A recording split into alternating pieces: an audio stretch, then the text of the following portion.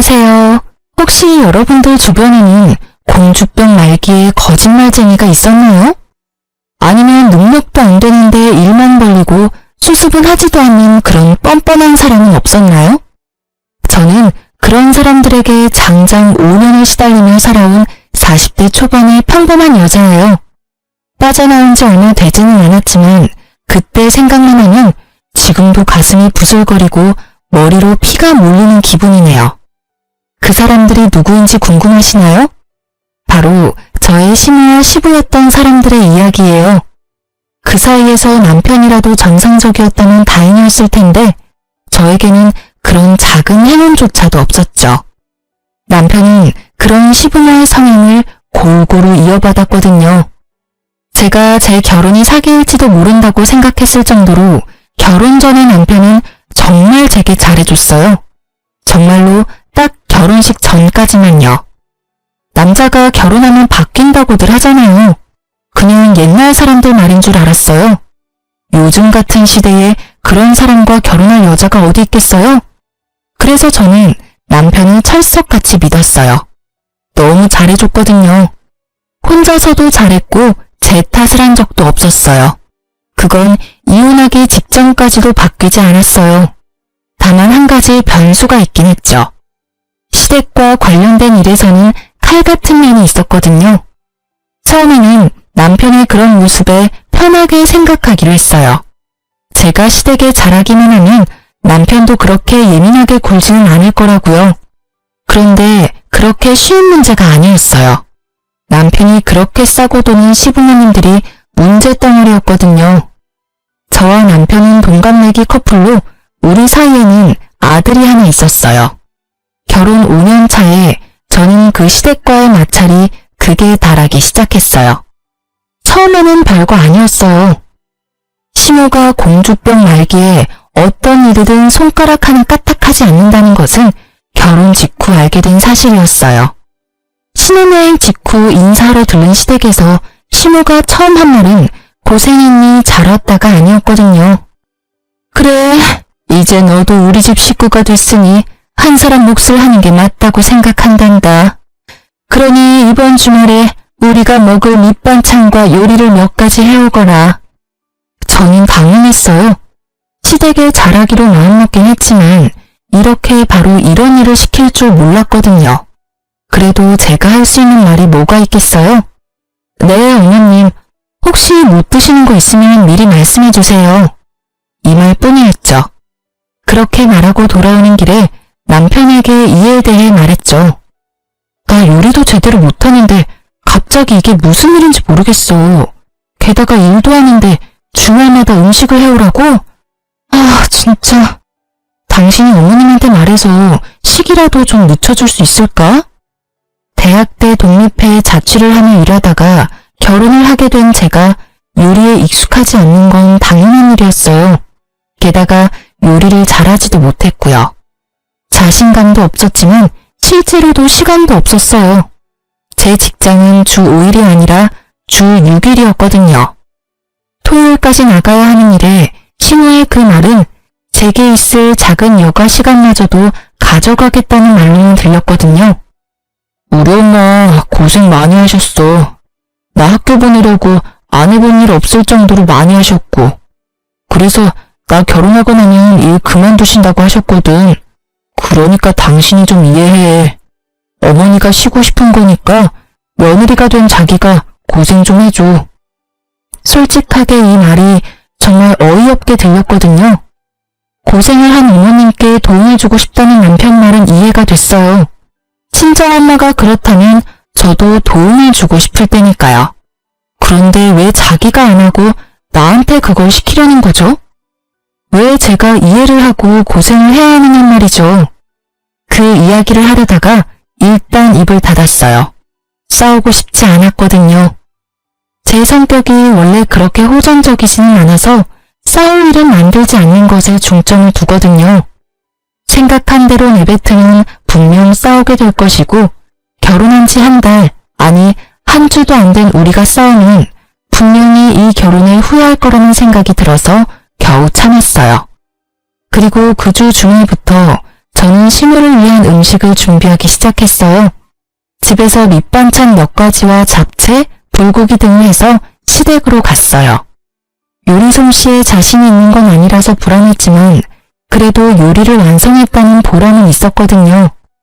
일요일에 오전 내내 만든 음식을 들고 오후에 시댁에 가서 저녁밥을 먹기로 했어요. 제가 만든 반찬들이 가득한데 시모가 음식을 먹더니 한마디 하더군요. 반찬은 간이 짜고 국은 싱겁고 요리는 맛이 없네. 넌 도대체 친정집에서 뭘 배워온 거니? 이걸 사람에게 먹으라고 주는 거야? 너희가 먹는 거 아니라고 건성으로 요리했어? 조곤조곤 큰 소리도 내지 않고 잔소리하는 시모를 보며 꼭 화를 참았어요. 친정 이야기를 꺼내는 것 자체도 열받았지만 흥분하지 않고 이야기를 꺼냈죠. 어머님, 제가 대학 졸업하면서부터 계속 일을 하는 바람에 요리를 배울 시간이 부족했어요. 시간이 조금만 더 있으면 괜찮아질 것 같은데 그때까지만이라도 좀 참아주세요. 그렇게 마음에 안 드시면 제가 다음부터는 반찬 가게에서 사올게요. 누구는 일 안 하니? 나도 평생을 일했어. 지금 좀 쉬는 것뿐이지. 요리를 배울 시간이 부족해? 부족하면 열심히라도 해야지. 뭐니 이게? 크기는 다 제각각에 간도 제각각. 요리의 기본이 안 되어 있지 않니? 그리고 반찬을 왜 사서 넣어? 너 돈이 그렇게 차고 넘쳐? 아니면 힘들게 돈 버는 우리 아들 더 힘들게 하고 싶어서 그런 소리 하는 거야? 그것도 아니면 시모가 반찬이 오라는 말이 고깝게 들려서 사온다는 거야? 하고 싶은 말은 태산이었지만 또 참았어요. 시부도 남편도 여기 제 편을 들어주는 사람은 아무도 없었고 시모는 그럼 제가 풀이 죽었다고 생각했는지 미친 듯이 몰아붙이더라고요. 정작 저는 한 귀로 듣고 한 귀로 흘리고 있었지만요. 다음부터는 음식을 사가겠다고 생각했거든요. 그런데 청천벽력 같은 소리를 들었어요. 네가 반성하고 있다면 이제부터 일요일 오전에 우리 집에 와서 음식 만들어. 내가 옆에서 지켜보면 정성스럽게 만들 수 있겠지. 제 계획이 산산조각나는 말이었어요. 게다가 일주일 중 일요일이 완전히 사라졌다는 뜻이기도 했고요. 저는 급히 남편의 옆구리를 찔렀어요. 그런데 남편이 모른 채 하더군요. 결국 알겠노라 답하고 돌아오는 차 안에서 저는 남편에게 한마디 했어요. 어머님, 너무한 거 아니야? 일주일에 6일 일하는 사람이 나야. 꼭 하나만은 휴일을 뺏어가야 하는 게 맞는 거냐고. 당신이 어머님한테 말 좀 해봐. 내가 무슨 말을 해줘? 당신이 싫으면 싫다고 말하면 되지. 그리고 내가 몇 번이나 말했잖아. 우리 엄마 고생하셔서 자기한테 부탁한다고. 하겠다고 했으면 그냥 하면 되지. 왜 나한테 그런 말을 해? 당신이 나랑 결혼한 이유가 당신 어머니 고생한 거 나한테 보상받으려고 그런 거야? 무슨 말을. 내가 왜 그런 이유로 당신이랑 결혼을 해? 그런 거 아니야. 당신도 진짜 너무하네. 그냥 이해만 좀 해달라고 했잖아. 이해는 해. 이해하고 있다고. 그런데 이런 식으로 사람 괴롭히려는 건 좀 아니지. 뻔히 주 6일 일하는 거 아시면서 왜 그러시는 건데? 그리고 당신이 내 사정 뻔히 알면 안 된다고 말이라도 해주던가. 어머니 힘든 거 이해하는데 왜 그 보상을 나한테 시키냐고. 당신이 직접 하면 되지. 며느리가 식모야? 내가 당신네 집 하느냐 뭐야. 결국 심호 편드는 남편 때문에 저의 인내심은 극에 달했고 큰 소리를 내지르고 말았죠. 제가 이렇게까지 화내면 남편도 화낼 거라 생각했는데 무슨 일인지 답을 안 하더군요. 그렇게 집으로 돌아와서는 아예 아무것도 듣지 못한 것처럼 아무 일 없이 행동하더라고요. 제 말을 싸그리 무시하는 것만 빼면요. 무슨 말을 해도 돌아오지 않으니 저도 실력 행사에 나서기로 했어요. 참는다고 해결된 문제는 아니라고 생각했거든요. 제가 선택한 방법은 상대방이 나가 떨어지도록 만드는 거였어요. 그 다음 주부터 아예 음식을 엉망진창으로 했어요. 아니지, 모양은 예쁘게, 맛은 더럽게 없게 만들었죠. 짜고 맵고 신 음식들을 골고루 만들어냈어요. 그런데 알고 보니 시모가 저를 시댁으로 부른 이유는 따로 있더라고요. 제게 집안일까지 시키려고 하더군요. 그런데 더 열받는 게 뭔지 아세요? 제가 땀 뻘뻘 흘리며 세면대며 싱크대며 청소하는 사이에 시모는 소파에 누워서 얼굴에 팩 붙이고 드라마 시청을 하더라고요. 며느리가 식모라도 되는 양 말이죠. 그래서 청소도 중간부터는 대충 했어요.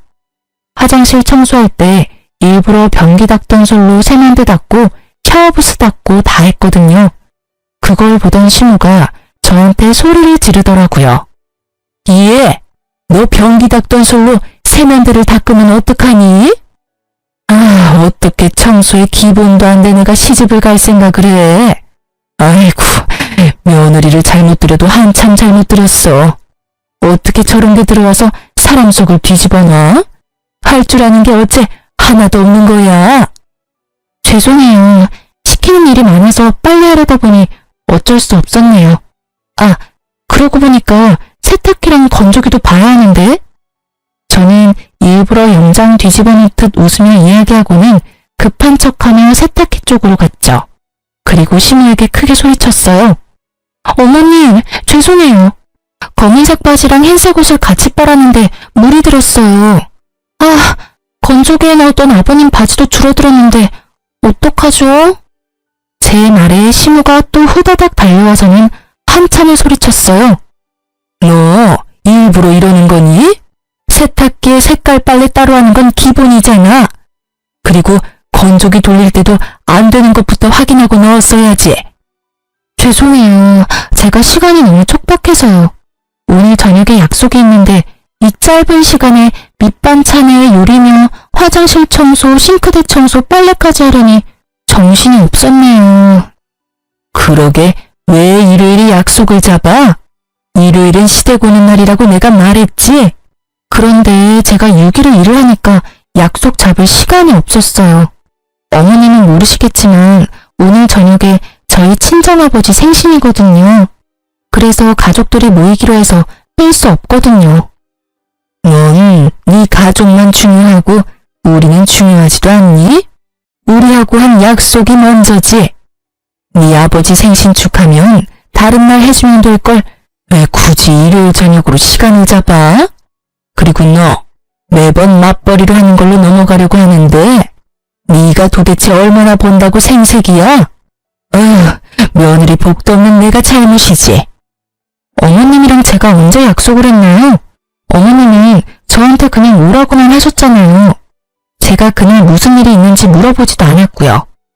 그러면 다음 주 일요일에는 약속을 잡을 거니까 그날은 좀 빠질게요. 선약이 있으면 빠져도 되는 거 맞죠? 야, 너 지금? 시모는 어이가 없어도 한참 웃는지 말도 잊지를 못하더군요. 하긴 속으로 욕을 한 바가지 하고 싶었을 거예요. 그치만 제가 그 욕 들을 필요는 없잖아요. 어머님은 며느리 복이 없는 게 아니에요. 매주 반찬 만들어 오는 며느리가 요즘 세상에 어디 있다고요? 그럼 다음 주는 좀 쉴게요. 어머님이 알아서 음식 만들어 드세요. 저는 그렇게 말하고 시댁에서 나왔어요. 하지 말아야 할 말을 했다는 생각보다 지금 이 순간의 개운함이 더 컸죠. 어른한테 대들고 싶지는 않았지만 상황이 상황이었으니까요. 시모의 저런 모습들이 저를 교육시키려 한 것처럼 보였거든요. 하라고 하면 무조건 해야 하는 그런 사람으로요. 그런데 그게 며느리인가요? 그건 고용인과 고용주 사이잖아요. 저는 시모의 그런 행포에는 맞춰줄 수 없었어요. 그리고 그날 저녁에 남편이 집에 와서 저한테 한바탕 쏟아내더라고요. 당신 도대체 어머니한테 뭐라고 했길래 어머니가 알아놓으셔? 오늘 아침에 무슨 일이 있었던 거야? 어머니는 당신이 어머니한테 도를 넘은 말을 했다는데 사실이야? 도를 넘은 말? 당신은 내가 아무렇지도 않은 일에 도 넘은 말 내뱉는 사람이라고 생각해? 제 말에 남편이 당황하더군요. 내가 아무것도 아닌 일에 도가 넘는 말이 되는 그런 여자로 보이냐고. 남편은 제가 절대 그런 사람이 아니라는 걸 알 거예요. 남편이 흥분하면 그걸 가라앉히는 게 항상 제 역할이었으니까요. 게다가 도가 지나친 말을 하지 않았고 남편에게는 싸울 거리도 주지 않았기에 저희는 연애 기간에도 남들 다 아는 사랑 싸움 한 번 한 적 없었어요. 그걸 알고 있는 남편은 제 말에 당황한 거예요. 그건 아니지. 그런데 어머니가 그런 말을 하시잖아. 어머니가 나한테 거짓말을 할 필요가 어디에 있어? 어머님이 뭐라고 하셨는데? 내가 아무 이유도 없이 어머님한테 나쁜 소리 했다 그러셔? 오해가 있겠지. 아니면 당신이 일을 하기 싫어서 그런 말을 했다거나 그런 일도 있으니까. 당신 오늘 무슨 날인지 알아? 결국 제 입에서 남자들이 무서워하는 문장이 튀어나왔죠. 남편이 곰곰이 생각하더니 잘 모르겠다는 어색한 표정을 짓더군요. 오늘이 무슨 날이건 그게 무슨 상관이야. 지금 우리가 대화하는 건 당신이 우리 어머니한테 막말을 해서 그런 거고, 솔직히 당신이 오늘 기념일 때문에 화가 났었어도 어머니한테 화내면 안 되지. 솔직히 당신 요즘 우리 어머니한테 너무하잖아. 너무해? 지금 내가 당신 어머니한테 너무하다는 말 한 거야? 진짜로 너무한 게 누군데? 당신 오늘 우리 아버지 생일인 거 정말 까맣게 잊어버린 거야? 네 어머니 마음 아파 알아놓은 것만 눈에 들어오고 네 장인어른 생신은 아예 머릿속에서 삭제했어? 너한테 내가 고작 그 정도밖에 안 되는 거야? 오늘 어머님이 나한테 뭘 했는 줄 알기는 하고 나한테 따지는 거야? 음식에 청소까지 시키길래 오후에 아버지 생신이라고 빨리 가겠다고 했더니 어머님이 뭐라고 했는 줄 알기는 하냐고. 시댁 일이 선약인데 왜 약속 잡았냐고 따지더라. 그게 내 오해야? 정말 분노의 샤우팅이었죠. 그렇게 제가 소리 지르자 남편이 조용해졌어요. 자기 생각에도 그건 아니라는 생각이 들었겠죠. 알고 나니까 좋아? 왜? 또 나한테 따져봐. 큰 소리 치면서 말해보라고. 어이가 없어서. 앞으로 나 절대로 시댁 안 갈 거니까 알아서 해. 그리고 사람이 일을 해주면 돕는 신용이라도 하던지, 미안하다, 잘했다, 수고했다 말이라도 해주던지. 사람을 식모마냥 부리고는 뭐? 며느리 복이 없다고? 정말로 며느리 복이 없다는 게 뭔지 알려줄까? 결국 제 선언과 함께 저는 시댁에 들리지 않았고 시모도 저를 부르지 않았어요. 남편도 시모 이야기는 꺼내지 않았죠. 솔직히 내지르면서 불안하기는 했는데 그래도 참고 사는 건 정말 안 되겠다 싶었거든요. 이러다 진짜로 붙잡혀 살게 되겠다 싶은 생각이 들었으니까요. 불안해하면서 벌인 일이었지만 생각보다 결과는 나쁘지 않았죠. 하지만 그 뒤에 올 일들은 더 나빠졌어요. 결혼 5년 차에 상황이 정말 급변하게 됐거든요. 여보, 우리 본가에서 부모님이랑 같이 살지 않을래? 당신 화도 이제 좀 가라앉았고 어머니도 당신에게 미안해하고 있고. 합가하자고? 그건 절대 못해. 같이 살면 싸우기만 할 거야. 솔직히 나는 그러고 싶은 마음도 없고. 무슨 생각 때문인지는 모르겠지만 난 반대야. 일단 들어봐. 당신도 합가하는 게 더 편할지도 몰라. 우리 애도 아직 어린데 애 봐주신다고 하시잖아. 솔직히 애 키우느라 돈도 많이 드는데 같이 살게 되면 돈도 아끼고 이점도 많다고 생각해. 맞는 말이긴 했죠. 육아휴직 동안은 제가 애를 볼 수 있었지만 버는 돈이 얼마 안 되니 저축해둔 돈은 다 써버렸고 다시 일은 하러 가야 하는데 애를 어린이집에 맡기기에는 애가 아직 어렸으니까요. 분명 시모가 도와주면 수월한 면도 있을지도 몰랐어요. 하지만 시모와 제 궁합이 정말 최악이라는 게 문제였죠. 저는 시댁에 가지 않기로 했었지만 추석이나 설 같은 명절과 각종 시댁 경조사에까지 가지 않겠다고 말한 건 아니었어요. 주말마다 오라고 했던 일을 가지 않게 된 거였으니까요. 그런데 문제는 제 기강을 잡으려고 텃세를 부리려고 했던 시모가 다른 쪽으로 저를 괴롭히게 됐다는 점에 있었어요. 보통 어른들 보러 갈 때는 점잖게 꾸미고 가잖아요. 그런데 제가 꾸미고 올 때마다 시모가 제 물건을 탐내더라고요. 처음에는 가방이었어요. 그 가방은 제가 신혼여행 돌아오면서 큰맘 먹고 산 가방이었거든요. 그걸 달라고 하시더군요. 가져갈 가방이 없다면서요. 저는 당연히 당황하며 급히 돌려 말했죠. 신혼여행 기념으로 사온 거니 다음에 다른 가방으로 제가 직접 선물해드리겠다고 말이죠. 솔직히 돈이 아까운 것보다는 추억이 있는 가방을 신우에게 주고 싶지 않은 마음이 더 컸거든요. 그런데 못 주겠다는 뜻을 내비추자마자 신우가 아이고 내 팔자야 하면서 또 죽는 소리를 하더라고요. 결국 그걸 듣고 있던 남편이 제게 자기가 가방 다른 거 사줄 테니 그걸 신우에게 주라고 하더군요. 남편의 말 한마디에 결국 그 추억이 담긴 가방은 신우에게 넘어갔죠. 그런데 그 한 번뿐이 아니었어요. 그 뒤로도 제 액세서리나 화장품이며 제가 가지고 있는 걸 막무가내로 달라며 때를 썼어요. 솔직하게 말하자면 신우 나이에 사용하기에는 너무 어려 보이는 것들도 무작정 달라고 용을 쓰는데 정말 미쳐버리겠더라고요. 그런 일들이 계속 일어나서 시댁에 갈 때는 허름한 옷에 오래된 것들만 착용하고 다녔거든요. 만약 합가를 한다면 어떻게 될까요?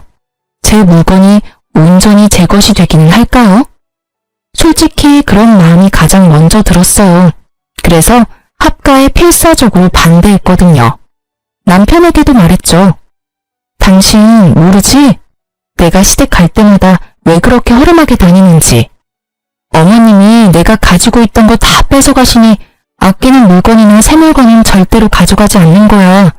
그런데 합가? 내 물건이 남아나기는 하겠어? 그렇다고 그런 일들을 당신이 막아주지도 않을 거잖아. 매번 어머님이 죽는 소리 하면 나중에 새 걸로 사줄 테니까 어머님 주라고 해놓고는 한 번도 사준 적 없으면서. 제 말에 다 맞는 말인지라 남편도 아무 말 않더군요. 그런 남편에게 합가는 절대 안 된다고 못 받고 그 일은 끝난 듯 보였어요. 그런데 끝이 아니었더라고요. 한 달 뒤에 남편이 와서 다시 합가 이야기를 꺼내더군요. 이미 다 끝난 이야기야.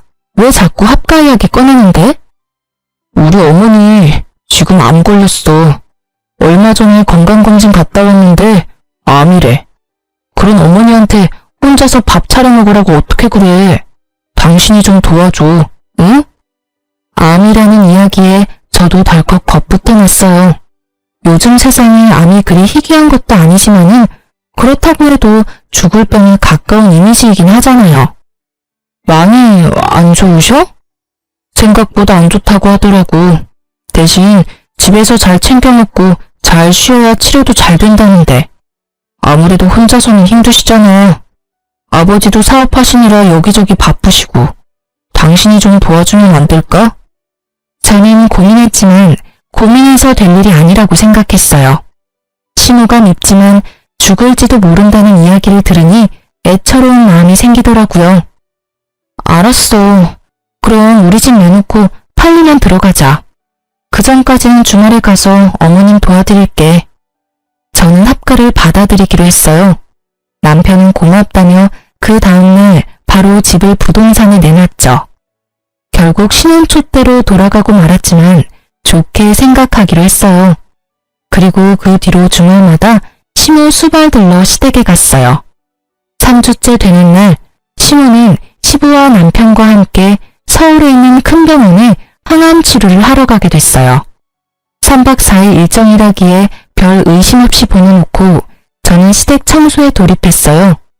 암 환자에게 더러운 집에서 지내게 할 수는 없으니까요. 그런데 시부 책상을 청소하다가 시부가 진 빚의 존재를 알게 되어버렸죠.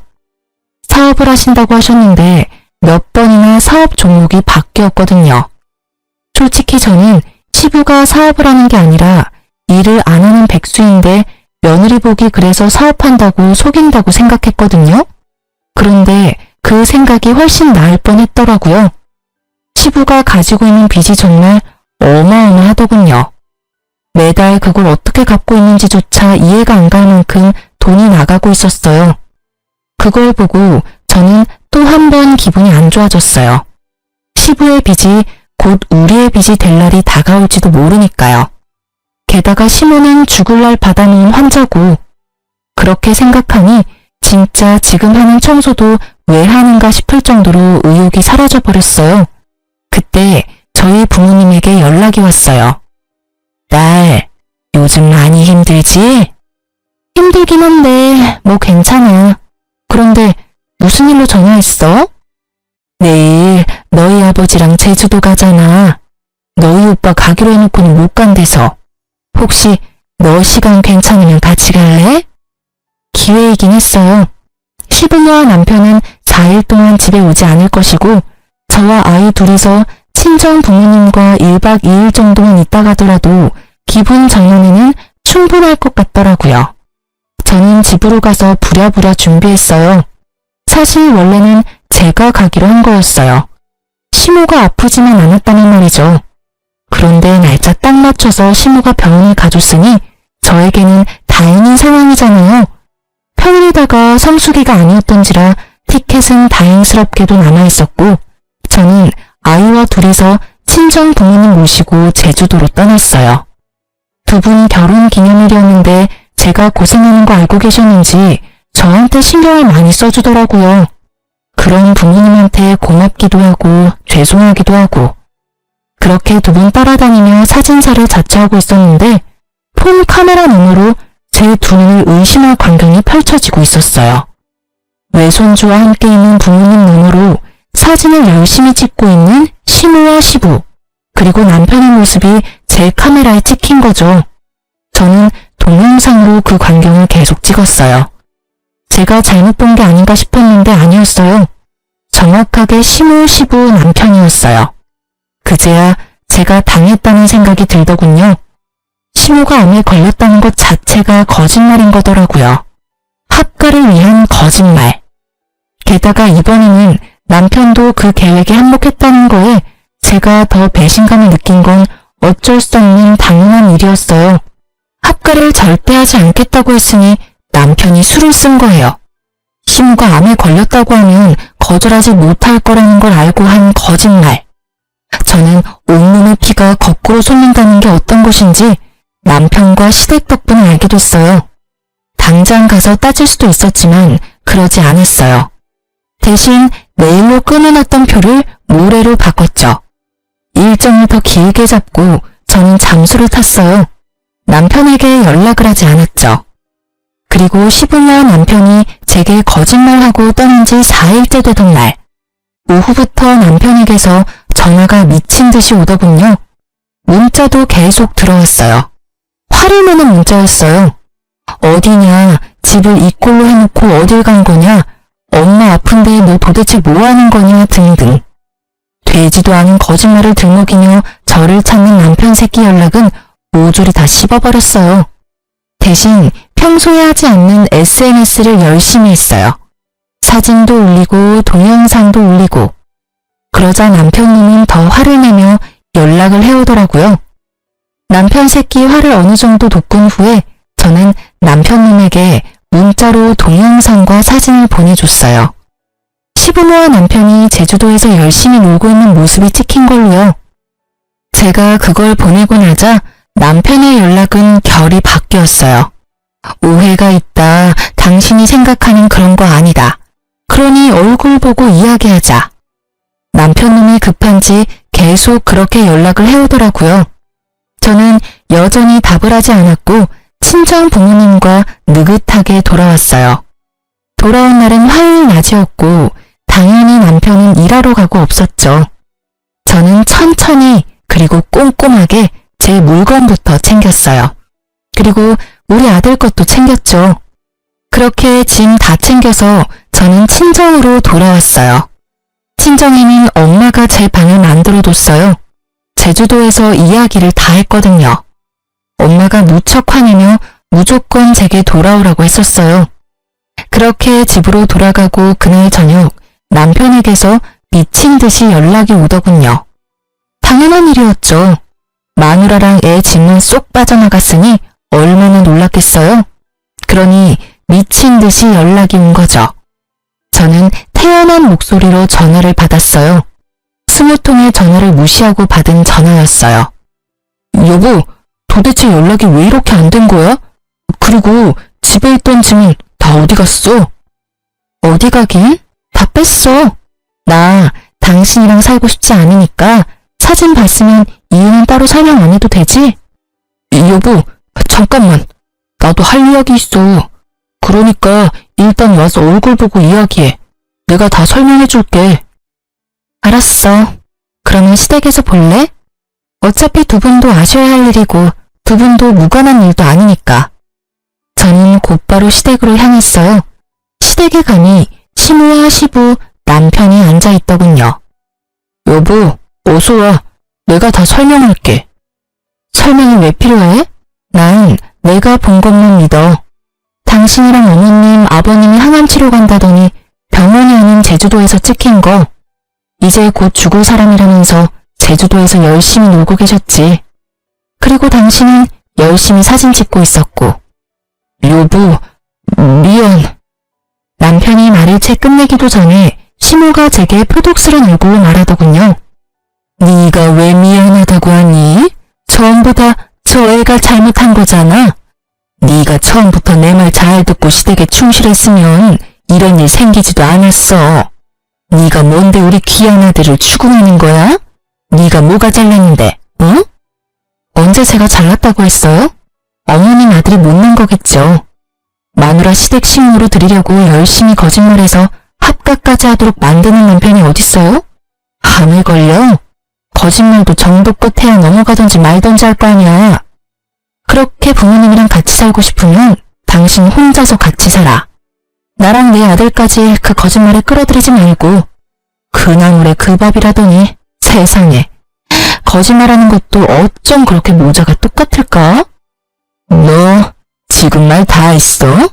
이 싸가지 없는 년이 어른한테 못하는 말이 없네? 어른이 어른 같아야 말이죠. 어디 가서 말하고 싶으면 실컷 하세요. 저라고 말 못할 것 같아요?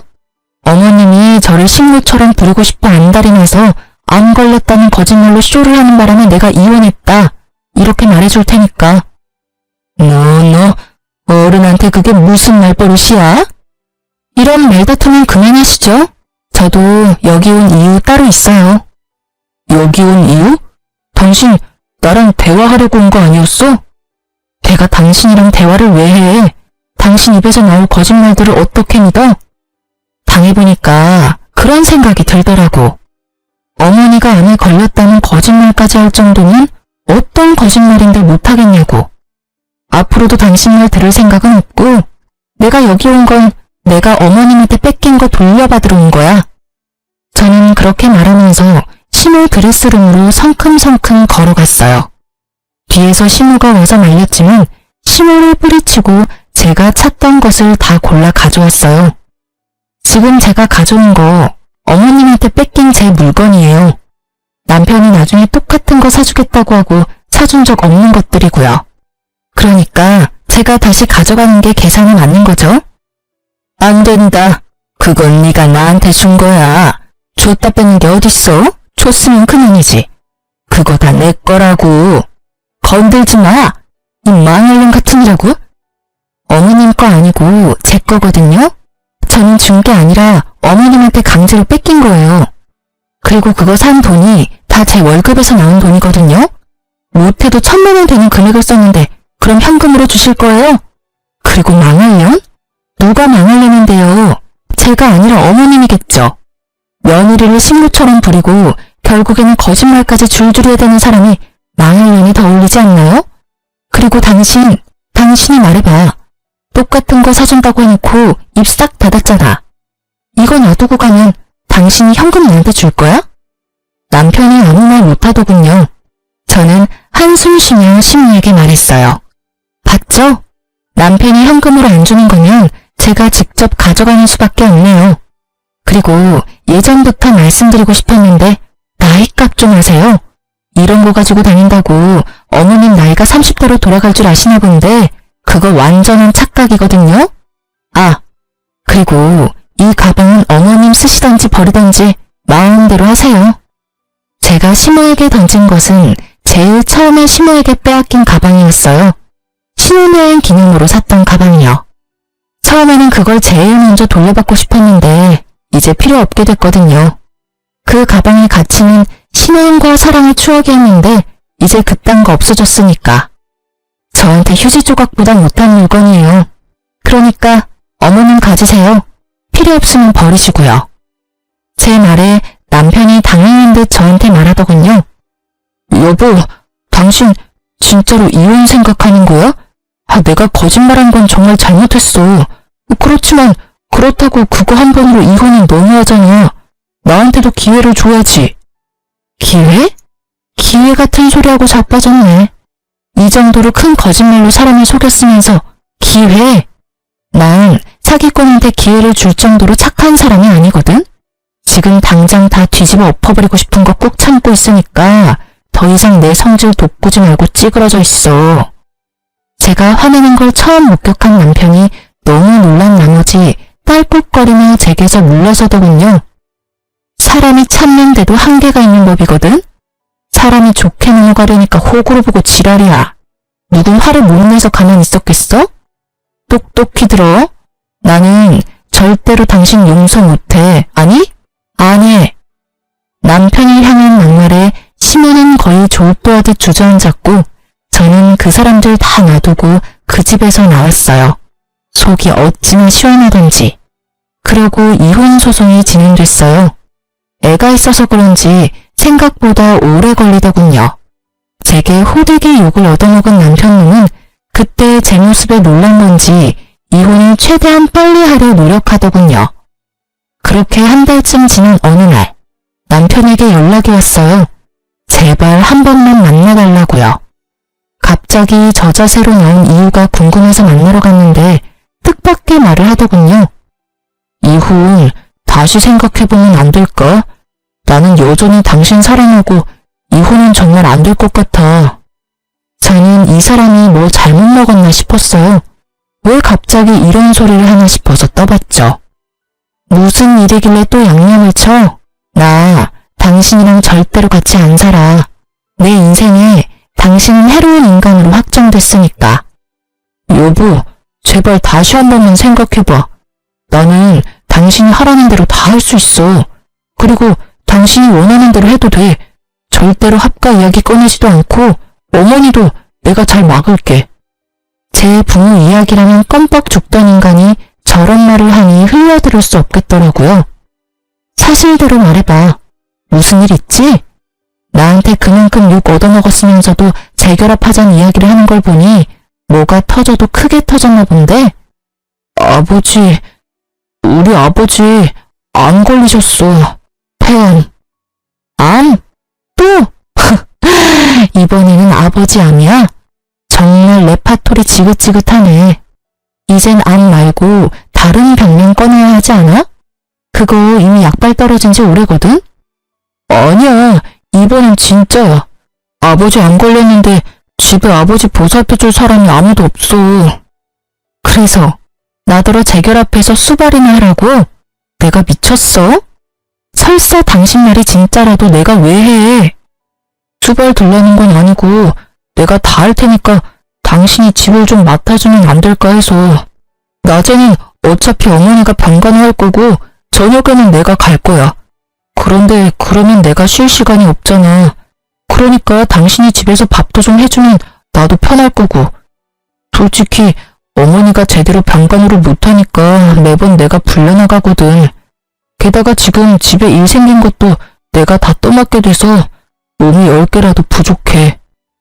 그래서 네가 할 일이 너무 많으니 나더러 다시 돌아와서 그 일 좀 나눠 해라. 그 말이지? 진짜 사람 참 안 변하네. 어떻게 그렇게 이기적인 그대로인지 모르겠네. 내가 왜 당신 대리효도를 해야 하는데? 못하겠으면 포기하면 되잖아. 그런데 왜 그렇게 붙잡고 있어? 애초에 그 이야기가 진짜도 아니겠지만, 그리고 아무리 봐도 내가 손해잖아. 당신이 손해볼 일 아니야. 그냥 당신이 돌아오기만 하면 나도 힘낼 수 있고 아이도 아빠 곁에서 더 안정적으로 클 거고. 헛수작 부리지 말고 그냥 가. 나한테 부탁해서 될 일 아닌 거는 알고 있지? 효도를 하고 싶으면 네가 직접 가서 해. 당신은 그게 문제야. 알아? 당신이 해야 할 일을 매번 다른 사람한테 떠넘기잖아. 그리고 나는 당신 이야기 못 믿어. 믿고 싶은 마음도 없고. 솔직하게 말해서 그렇게 크게 거짓말한 사람을 다시 믿는다는 게 더 어려운 일 아니야? 나는 죽었다 깨어나도 당신 말 못 믿어.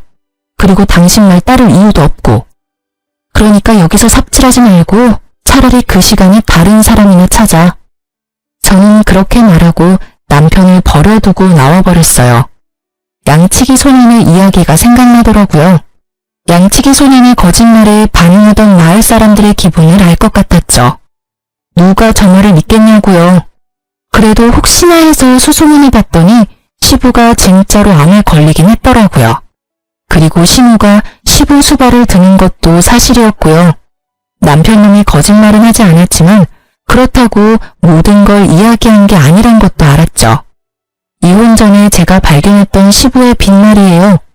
사업한다고 여기저기 돈 빌리는 바람에 생긴 빚이었는데 전 남편이 그걸 갚으려고 현재 투잡, 쓰리잡까지 뛰고 있다고 하더군요. 우리가 같이 살던 집까지 팔았는데도 그 빚이 충당이 안 돼서 결국 저녁과 야간 시간대에 일을 한다고 하더군요. 그 소문을 들으니 남편놈이 제게 와서 그렇게 애절하게 말한 이유를 알겠더라고요. 시부가 벌려놓은 일도 수습해야 하는데 시모는 아예 아무것도 할 줄 모르고 자기 얼굴만 보며 꾸미기 바쁘니 남편놈이 속 답답한 것도 이해가 되긴 했어요. 그렇다고 제가 가서 도와줄 일은 아니죠. 저와 남편은 이제 남남이잖아요. 남의 집 사정에 왜 발을 들이겠어요? 어쨌든 시모는 결혼 초부터 군기 잡으며 자기 수발 들도록 만들려다가 결국은 본인이 직접 수발 들게 됐어요. 며느리 합가시키려고 암 환자 흉내내더니 결국은 진짜 암 환자 수발을 들게 됐으니 이 정도면 정말 자기가 뿌린 씨앗이죠. 그게 아니라면 천벌일지도 모르겠네요. 저는 아들과 그 집에 나와서 아무쪼록 잘 살고 있어요. 솔직함을 더하자면 물론 순탄하지만은 않았지만 만약 제가 이혼을 하지 않았다면 저 수발과 사업빚이 모두 저에게도 돌아왔을 거라는 생각에 오싹하긴 하더군요. 지금의 시댁 상황을 생각하면 순탄하지 않았던 그날들도 감사해야 할 날들이라는 생각이 들어요. 게다가 지금은 그런 힘든 일들도 다 지나가고 어느 정도 자리를 잡은 상황이거든요. 친정과 친구들이 제일 많이 도와줬어요. 혼자 애를 키우는 것도 쉬운 일은 아니었지만 그래도 주변 사람들의 도움으로 잘 컸다고 생각해요. 만약 홀로 되는 것이 두려워 이혼을 선택하지 않았다면 발바닥에 땀나도록 고생하고 있던 건 제가 되었을지도 모르죠. 만약 남편에 대한 사랑과 신뢰가 있었거나 시부모에게 많은 관심과 배려를 받았다면 그 고생마저도 기꺼이 했을지도 몰라요. 그렇지만 제가 그 집안에서 떨어져 나가도록 만든 건 명백하게 시부모의 남편이었잖아요. 제게는 그 사람들 위해 저를 희생할 이유가 단 하나도 없었어요. 아픈 시부를 놔두고 이혼했다는 말을 사람들에게 들을 때마다 저는 그렇게 이야기해줬어요. 지금도 저는 제가 잘못했다거나 심했다고 생각하지는 않아요. 신뢰와 애정을 먼저 저버린 건 그 사람들이잖아요. 제가 그 사람들을 위해 뭔가를 해줄 필요 따위 없다고 생각해요. 저는 거짓말이 모두 나쁘다고 생각하는 건 아니에요. 걱정하는 마음으로 진실을 말하지 못할 때도 있고 거짓이 상대방을 더 이롭게 할 수도 있다는 것도 알고 있어요. 다만 자신의 이익만을 위해서 상대방에게 거짓말을 하는 행위는 절대로 용서받을 수 없다고 생각해요. 아마 저의 이런 마음은 절대로 변하지 않을 거라고 생각해요. 그만큼 제가 당한 일은 제게 큰 충격을 줬으니까요. 제가 글을 쓰게 된 건 이렇게 골 때리는 이혼 사유도 있다는 걸 들려드리고 싶어서였어요. 만약 누군가가 자신의 이익만을 위해 거짓말을 한다면 부디 그걸 용서하지 마세요. 용서해줬다가는 호구될 수도 있으니까요. 그럼 지금까지 긴 제 사연 들어주셔서 감사합니다. 행복한 하루 보내세요.